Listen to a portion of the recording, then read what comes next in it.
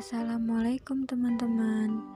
Baiklah, hari ini saya akan membahas tentang 4 keterampilan berbahasa, media pembelajaran, strategi pembelajaran, pendekatan, metode, dan teknik dalam pembelajaran. Oke, langsung saja kita masuk ke dalam materi. Yang pertama yaitu 4 keterampilan berbahasa. Keterampilan dasar bahasa yakni mendengarkan atau menyimak, berbicara, menulis, dan membaca. Yang pertama yaitu berbicara. Berbicara merupakan kemampuan dalam mengutamakan sesuatu secara oral. Pada keterampilan ini, seseorang diharapkan mampu mengucapkan bunyi dengan jelas menggunakan tekanan nada dan intonasi yang jelas, menggunakan bentuk-bentuk dan urutan kata dan lain sebagainya.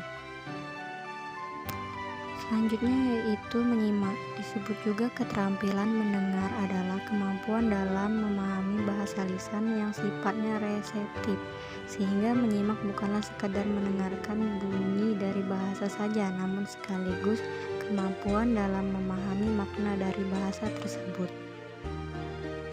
Selanjutnya yaitu membaca, merupakan keterampilan reseptif bahasa dalam bentuk tulisan. Keterampilan ini bisa dikembangkan secara terpisah dari keterampilan mendengar dan juga berbicara, namun akan selalu terhubung dengan keterampilan menulis. Dan yang terakhir yaitu menulis, merupakan kemampuan yang sifatnya produktif dengan memakai tulisan. Menulis ini adalah keterampilan berbahasa yang paling rumit sebab bukan sekedar menyalin kata atau kalimat, tetapi juga menuang dan mengembangkan pikiran melalui tulisan yang terstruktur. Itulah tadi 4 keterampilan berbahasa. Selanjutnya masuk ke media pembelajaran. Media pembelajaran adalah segala alat pengajaran yang digunakan untuk membantu menyampaikan materi pembelajaran dalam proses belajar mengajar sehingga memudahkan pencapaian tujuan-tujuan pembelajaran yang sudah dirumuskan. Untuk itu, guru harus memiliki pengetahuan yang cukup tentang media pengajaran yang meliputi media sebagai alat komunikasi guna lebih mengefektifkan proses belajar mengajar, fungsi media dalam rangka mencapai tujuan pendidikan, dan seluk-beluk proses pembelajaran. Selanjutnya yaitu strategi pembelajaran. Strategi pembelajaran secara umum adalah suatu rencana dan cara mengajar yang akan dilakukan guru dengan menetapkan langkah-langkah utama mengajar sesuai dengan tujuan pengajaran yang akan dicapai dan telah digariskan. Selanjutnya yaitu pendekatan pembelajaran.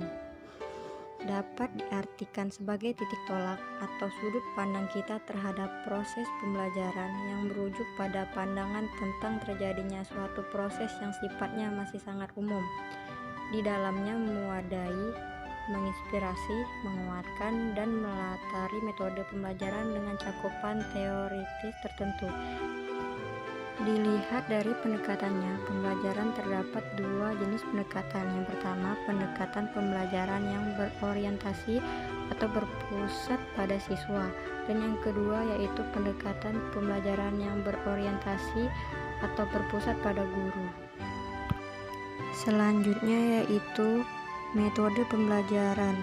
Secara umum adalah suatu cara yang dipilih oleh guru dan pendidik untuk dapat mengoptimalkan proses belajar mengajar yang kemudian bertujuan untuk mencapai tujuan pembelajaran yang diharapkan. Dan materi yang terakhir yaitu teknik dalam pembelajaran adalah cara yang dilakukan guru dalam mengimplementasikan suatu metode secara spesifik. Misalnya, penggunaan metode diskusi, perlu digunakan teknik yang berbeda pada kelas yang siswanya tergolong aktif dengan kelas yang siswanya tergolong pasif. Baiklah, sekian materi yang saya sampaikan. Mohon maaf apabila masih banyak kesalahan.